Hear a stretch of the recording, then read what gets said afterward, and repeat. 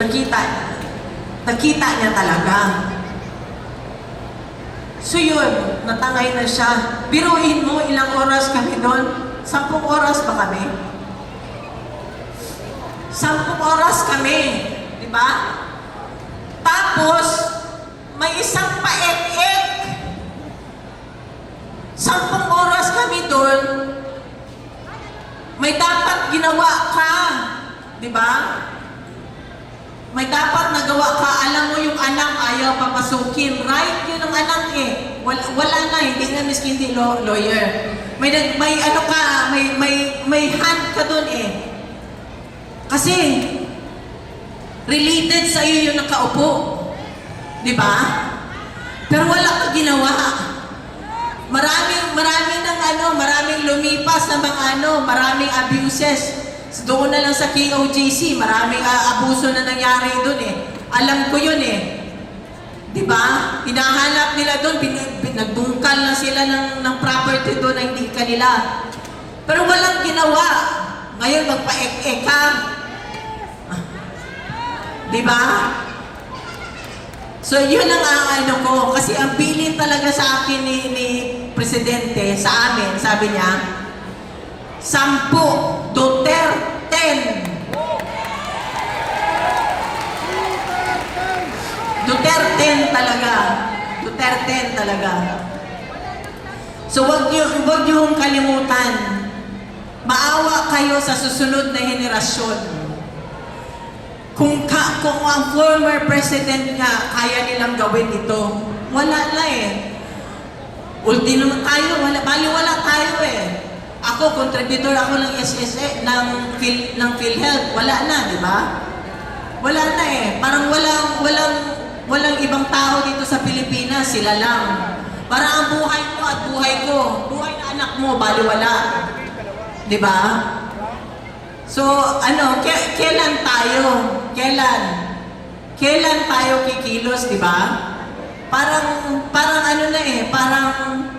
sabi ko nga kanina doon sa kasama ko sa loob, hindi kaya mas mabuti pa sa China si communist, pwede magsalita. Ngayon, magsalita ka lang kung ano-anong gagawin sa inyo. Ang mga vlogger, anong ginagawa? Ginorgor! Di ba? Social media, yan ang free, yan ang binigay sa atin. Hindi mo kailangan magbayad sa isang mainstream media para makapagsalita sa social media. Ngayon, pinagbabawal nila yan. Baka sa sunod, paghingan ninyo, bawal na.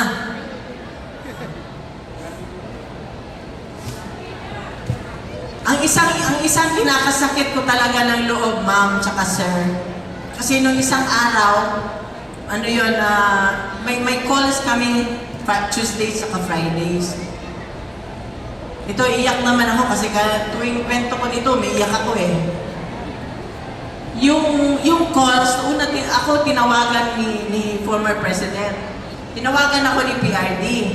Sabi ko, kumusta ka? Kinokontrol ko yung ko kasi ayaw niya yung umiyak eh. Alam niya ako iyakin. Sabi ko, kumusta ka? Usap. Ay, si pala, ganito lahat, kwento-kwento ko. Ay, si Kitty nag-text, sabi niya, sinabihan pa naman ako ni Kitty na, ma'am, may importante ka bang sabihin kay Dada? Kasi kung wala ako na lang daw, siya na lang daw. Ang sabi ng tatay na sa akin, sabi niya na, sabihan mo na lang si Kitty, kasi napagka siya ang kausap ko, emotional ako. Ganon, ayaw niya. So, ako, nasaktan ako kasi alam ko, masasaktan yung anak ko. So, inipra ko na naman topic, nangyari masaya. Hindi ko kwento lang daw niya yung nangyari nung birthday party nila ni Mira. Ganon. Tapos, sabi na naman niya, explain mo na lang. Kasi ako, mag-isa lang ako dito. Pag siya ang kausap ko, emotional ako. So, ilang beses ko inulit, sabi niya ayaw. Ang ginawa ko, pagkatapos ng call namin, tinawagan ko yung anak ko, umiiyak na ako na, sorry talaga, kasi bata mo, sabi niya, pag ikaw ang kausap niya, emotional daw siya. Ako naman, naawa ko sa tatay kasi siya lang mag-isa doon. So, ayaw ko siyang ma-stress, ayaw ko siyang malungkot doon. Iyak ako, pinakamalakas ko na iyak yun kasi ako lang sa isang kwarto. Nak, sorry talaga na. Intindihin mo na lang papa mo. Sorry talaga. Kasi gusto niya makausap ang papa niya. Deprived na nga siya eh. 6 years eh, di ba? Laging presidente ang papa niya. Tapos, sige ako iyak, kagulgul ako, pasensyahan mo na lang. Sabi ko, sige ka na lang sulat, ganun sabi ko sa kanya. Sige ako apologize sa kanya kasi alam ko nasasaktan siya na kung hindi siya kausapin. Tapos maya-maya sabi niya, ma, sandali lang ma, may tawag ma. Yun na, naanuhan ako ng loob kasi yun na nga tumawag yung papa niya. So nag-usap sila. Yun, yung ano ba, yung klase ng tao na alam niyo ba, sa anak ko na lang, anong ginawa nila? Doble ang sakit sa tatay at sa anak. Kasi yung kitty ko, may ano yan siya eh, nagte-therapy yan siya. Ang parang security blanket niya, papa niya. So, natutulog pa yan, 20 anyos, 21 anyos, no, natulog yan sa tabi ng papa niya. Ang papa niya, magreklamo sa akin.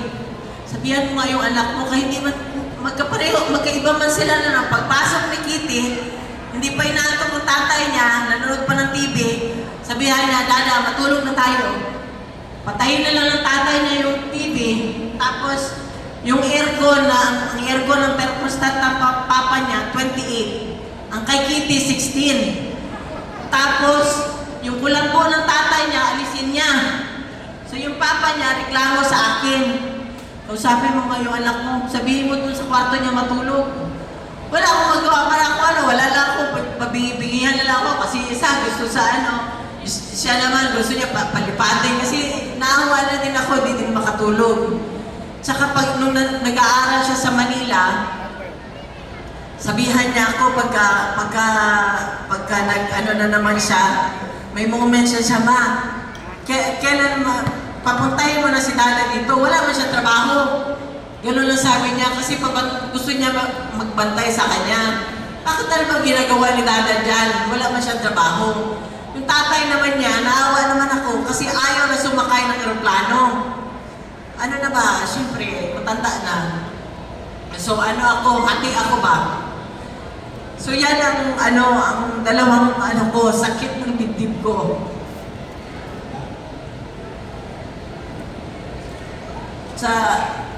Kay former president tsaka sa anak ko.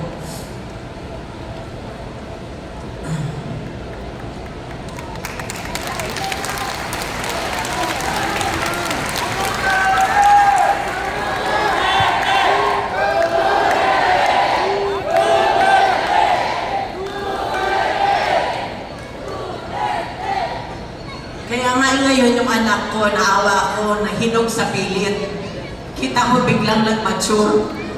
Bigla talaga nag-mature, parang overnight nag-mature siya. So, dati yan, yung hindi niya kasi makuha sa akin, sa tatay niya, tinadaan niya dun sa tatay niya. Ganon yata pagkababae na anak, di ba?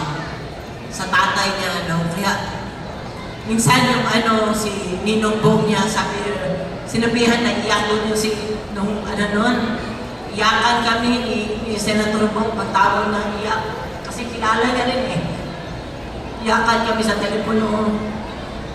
Tapos, nung tinext, lalo ko siyang umiyak nung tinext siya sinabihan siya na anak ko na, Ninong, ikaw na lang muna ang papa ko kasi wala akong sinabihan niya. Kasi nga yan, yung hindi niya nga ako ang yung disciplinarian ako eh. So, hindi niya makuha sa akin, doon siya sa tatay niya. So, yung presidente siya, ginawa niya lahat, di ba? Gusto niya maging maayos ang pamilya, walang adik sa pamilya. Kasi, ma'am, nung sa Davao, may kapitbahay kami doon, former teacher siya ni Congressman Paulo, Congressman Pulong. Lumapit, mayor pa siya noon, lumapit. Sabi sa kanya, natatakot daw silang mag-asawa kasi adik yung anak nila. Sila ang nag-aaway pagka kunyari napagalitan, bakit mo pinagalitan? Gising sila buong gabi, adik yung anak nila eh. Takot sila gurgurin eh. Yun ang ano niya. Naalala ko nung pag-ikot namin, halos lahat nun may placard, di ba? Mayor, ang biyenan ko, adik. Lahat, di ba, nung naalala niyo, 2016. Alam mo, ako lang talaga ang nag-refuse. Hindi ako nagpakalbo, di ba?